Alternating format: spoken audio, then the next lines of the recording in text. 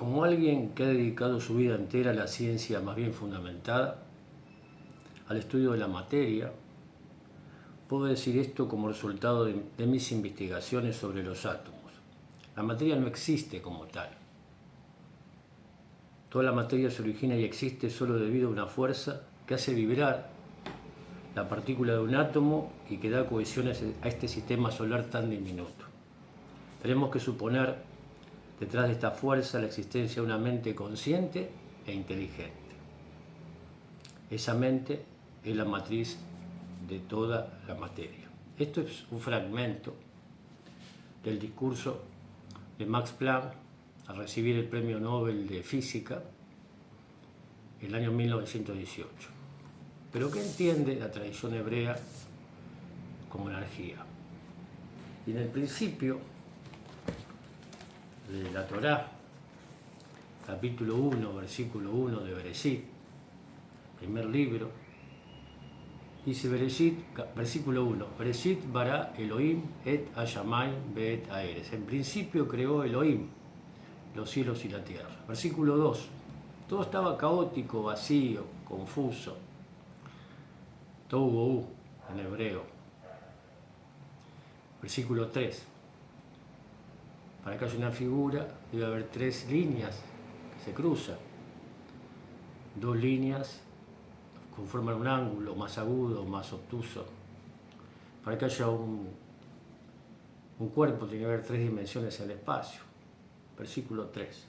Vayomer Elohim yehi or vayehi or. Y él dijo, una vibración, una frecuencia, una sonoridad, como explicita Max Planck. Yehi or existe energía, or. Me imagino que con una fuerza, una potencia inusitada, va yehi or. La va es una conjunción copulativa y existe energía. Versículo 3 dice, vio que era buena. Versículo 4 dice, esa energía la separó y hizo la claridad y la oscuridad también hay energía. Y el versículo 5 dice, y fue el día 1, Yom Ejad. Todo está funcionando en ese momento, Yom Ejad. Y como en hebreo esta energía, or, se escribe de esta manera, or. Muchos se preguntan, dice que la pregunta de todos los seres humanos es por el origen. Si uno entiende el principio, puede saber el propósito. El principio está el propósito, la finalidad. Or en hebreo que tiene un valor de 207.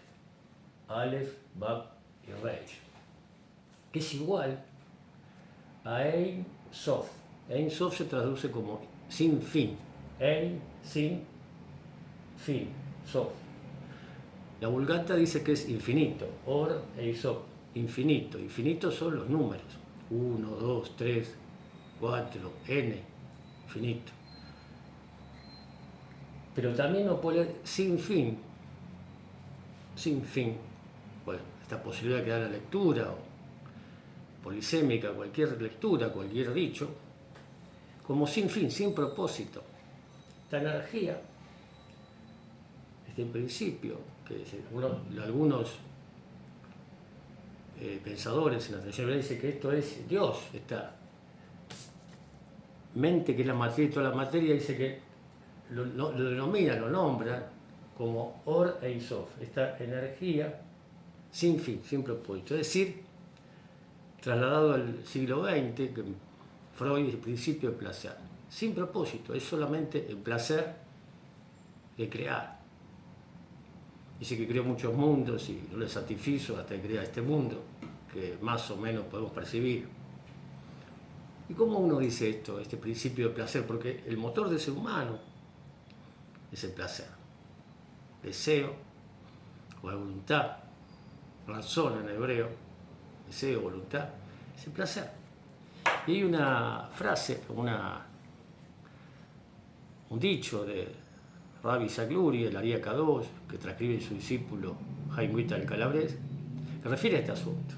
Dice que la satisfacción del deseo, el placer propiamente dicho, no está en la consecuencia, está en la causa.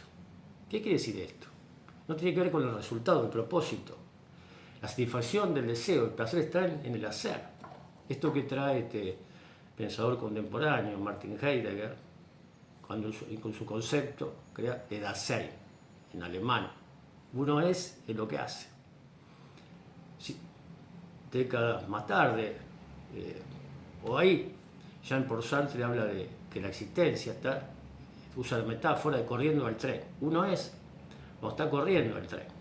Cuando piensa, está corriendo al tren, calcula que si va a alcanzar o no alcanzará el tren, deja de ser, deja de sentirse. El placer es el momento de correr. Placer en hebreo, nek, tiene los mismos grafemas, Ain, Nun y Gimel, que nega, uno mueve esos grafemas que es calamidad, plaga, peste, dolor. Hay una dinámica en el placer que está vinculado con el dolor, el esfuerzo, en eso que uno hace, pero disfruta esa satisfacción del deseo en ese hacer. Mi compañera que le place la pintura, la danza, ella dice, y dice bien, que cuando está pintando, cuando está con esos colores, ese pincel, en esa tela, en esa cartulina, dice que se disuelve el tiempo. No hay, se olvida, podríamos decir, de los conflictos afectivos, económicos, políticos. Está en eso, no hay tiempo ni espacio. También cuando baila, dice, el entorno desaparece. No hay, uno está ahí, hay placer, puro placer, disfrute de esa acción, de ese momento. A mí me pasó hace poco, unos días, yo voy caminando a mi trabajo y hay una avenida que nace, que se llama Millán, y hay una vueltita, un semáforo que habilita a la izquierda. Y en esta divagación venía pensando y siento una bocina, un bocinazo, quiero decir, y una muchacha manejando, se asusta, está cruzando la calle, había perdido conciencia de la realidad que me circunda. Uno dice, sí, Ariel, es peligroso ir así por la vida. No pensando, reflexionando como atravesado por pensamientos, por ideas que se parecía, contemplaba, palabras, observaba palabras, ideas. Pero parafraseando a Fito Páez dice, hablamos del peligro de estar vivo, él se pone al costado, ese camino que nos pauta, hablamos del peligro de estar vivo. Pero el placer que, al que me refiero, que no tiene fin, que no tiene finalidad, placer del hacer. No es el placer de la sociedad contemporánea que otra vez se nos pauta, al que refiere una psicoanalista lacaniana, Georgina Borano. Ella habla de dictadura del placer, porque hay, nos obliga el tema, la obligación de gozar, dice ella, que nos impide disfrutar de la vida cotidiana, la vida simple. Decía Lao Tse que tengo que enseñar tres cosas: la simplicidad, la paciencia y la compasión. La obligación de gozar, hay como una especie de compulsión, de trastorno obsesivo compulsivo por la felicidad. Una felicidad que es una foto, una felicidad que tiene que ver con la objetivización del placer. Eso que en este sentido cae lo que Freud llamaba el objeto del placer. No hay un objeto del placer, uno es, en términos lacanianos también, sujetado, atravesado por el placer. En ese hacer somos otra. No hay un objeto, uno objetiviza un auto, una casa, un viaje, saca fotos, hasta los cuerpos. El objeto del placer es un cuerpo que es un objeto y somos todos sujetos. Detrás de ese cuerpo, de esta materia, en palabras de Max Planck, no existe esa materia, su cuerpo. Hay una energía, una voluntad, una sensibilidad. Y eso lo perdemos de vista porque la sociedad contemporánea, y eso dice agota, nos agota, lleva una fatiga, dialoga quizás con este pensador coreano, no sé si norcoreano o surcoreano, Byung-Chul Han, que denuncia en un ensayo esta sociedad del cansancio o la agonía del eros. El eros, la pulsión de vida, agoniza. Estamos agotados y ella promueve, dice que hay que hacer espacios de vacío, de silencio, de ocio, para realmente tomar distancia y disfrutar, realmente encontrar el placer, el principio del placer en el hacer, sin finalidad, sin propósito, sin fin. Entonces, ¿cómo de promover para recuperar esa energía del individuo que se consume, que la sociedad hace que uno chupe como un vampiro la cultura contemporánea? Yo no soy un ministro de Educación y Cultura, si algún político podría ofrecerme.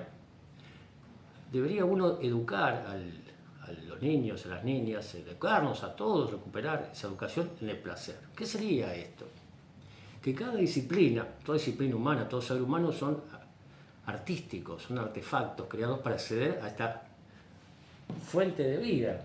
Makor Haim en hebreo, la suma de 207 más 207, Ora y Sof, es Makor Haim. Hay un libro de Samuel Gavirol del siglo XI. La fuente de vida es esta energía sin fin, para recuperar esa vitalidad saludable que somos. Entonces, uno educarse, uno practica un ejercicio, un deporte, disfrutar conociendo el deporte, porque uno no puede, practicando, disfrutar de la práctica. Quizás puede ser un deportista de élite, aprender música, conocimiento de la música, un instrumento, disfrutar de la música para poder disfrutar de un concierto, de alguien que realmente un compositor adecuado, la escritura, el valor de las letras, los grafemas, las palabras, la maravilla de poder leer, el placer de lectura que uno quizás pueda escribir, disfrutar de cualquier ciencia, del caminar, de una conversación, una plática. Decían que a Max Planck, cuando era adolescente, el profesor le dice, no te dediques a la física, los fundamentos ya están descubiertos. Él le disfrutaba, le daba placer este estudio del fundamento, el origen de las cosas, y descubre en el 1900, al principio del siglo XX, el quantum, que le lleva a ganar el premio Nobel. Encontrar ese placer, ese originario, que no tiene fin en nuestra vida cotidiana, hace que recuperemos ese eros, esa pulsión de vida. Dice un escritor, una carta, y Rabbi también era un discípulo, Aaron Herschel, que ahí tiene que haber un poco de pulsión de muerte, tiene que haber un poco de Yetzer Hara, porque si no nos casaríamos, tendríamos una casa, tendríamos un trabajo. Yo digo que no, que uno podría encontrar placer en el trabajo, en la actividad que desempeña, porque uno produce lo que consume, en una pareja, en una conversación, compartir la vida con otro y promover una descendencia, porque si no, venimos de otros que se amaron, quizá esa energía es el amor que nos constituye. Pero no sé.